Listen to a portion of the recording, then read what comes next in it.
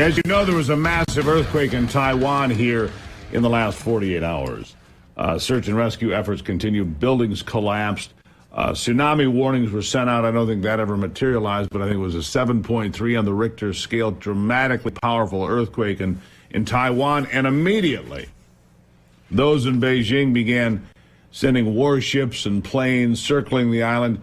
And you just have to wonder, is Dictator Xi sitting there going, is now the time? He would like nothing more than to go over and plant the Chinese Communist flag in the middle of the island that was claimed by Chiang Kai-shek way back in 1949. He'd like to have it back. We'll see how it plays out. Anna Mu is a member of the new federal state of China.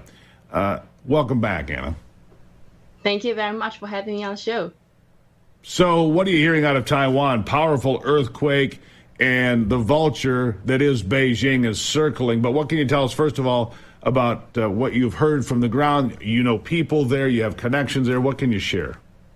Well, there's a lot that we can share over here, certainly on the earthquakes. Now, just as earthquake itself, it is actually a very big tactic used by the CCP. Now, back in March 2022, from our intelligence source back then, they had personally heard the Communist Party and submarine troops discuss many times that they can use submarines to quake Taiwan. Now, they have discussed what if they could use earthquakes to cut down the movements in the southern parts of Taiwan, or what about the northern areas? Then that will only mean the middle part of Taiwan will be left. And on top of that, since we have went through all of this information, that 70 tectonics underneath Taiwan from north to south, and they can use any missiles, just one missile from submarines deployed, and as soon as that hit the plate, there is going to be an earthquake. Now, talking about missiles... So wait a second. So hold on. You believe that this was caused by Beijing, or you're saying that they have the technology that it's possible? Or are you saying that that's what happened? Well, there are possibilities because we don't have the most recent update around this information just yet. But from our past intelligence, this is what we can differentiate, that they do have the capability as well as previous plans to carry out this action. So the most important thing, though, for Beijing, regardless of how they get there and regardless of what caused this devastating earthquake, is how they get their hands back on Taiwan, which they consider to be a rogue province since 1949. The United States has now stationed troops there, apparently permanently. They did that, and we learned about it here just recently. How tense is it there, do you think? How close do you think Dictator Xi is on making a move on Taiwan? I mean, it wouldn't surprise me if it happened today or tomorrow, but it wouldn't surprise me if nothing happened for the next 10 years either. Well, where are we? Well, yes, it is a very intense situation that we are going through right now. So there's some most exclusive recent intel around this. First of all is Putin will visit China in May. Now, Xi will also visit many countries in Europe, in Central Asia, in South America, and plans to hold a series of summits with the Gulf countries in the near future. So that means all this is a plan that Xi will be preparing for the attack on Taiwan, as well as a global economic collapse. So he's preparing on both ways. Now, the earthquake happened at this moment. It's such an intense moment, and it occurred. So we know a lot of times it could be a natural disaster. It could also be a planned disaster. So this is what we can bring up over here. It's a very intense situation, but CCP have many plans already.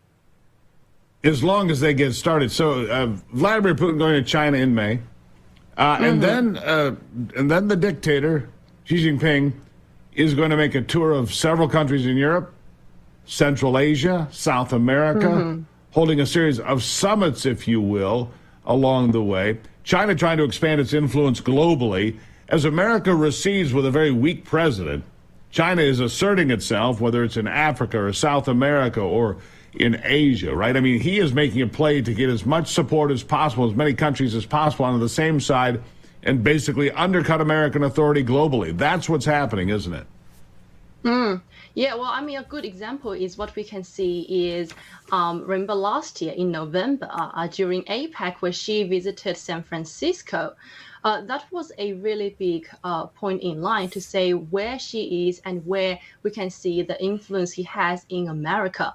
So it is a very clear message that, first of all, we know that she is the common enemy of American and the Chinese people, and he cannot represent China or the Chinese people.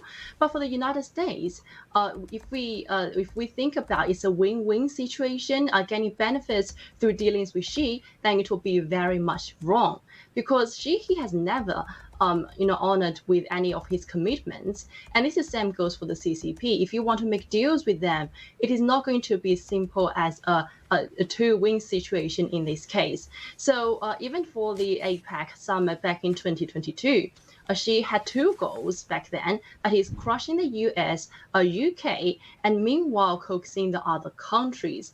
So, every state trip since 2012, when she had come into power, it is luring the world into the CCP, Communist China's so-called, all the spendings, and also all of the colluding altogether. So that is the old tricks, but playing in the modern times all over again in these these years. Yeah. Yeah, we've got that going on, plus, 40,000, 50,000 Chinese illegal aliens that have flooded into the country. I wonder what their goals are. That's for another day, Anna, but we have to keep an eye on that as well, because we found one trying to break into a military facility. Yeah, a military facility. A Chinese national in the country illegally stopped after breaking into that military facility. So we'll keep an eye on it. Anna, greatly appreciate it as always. Keep us up to date on what's happening in Taiwan. We pray for the people there that they're going to be okay. Thank you so much. Thank you very much.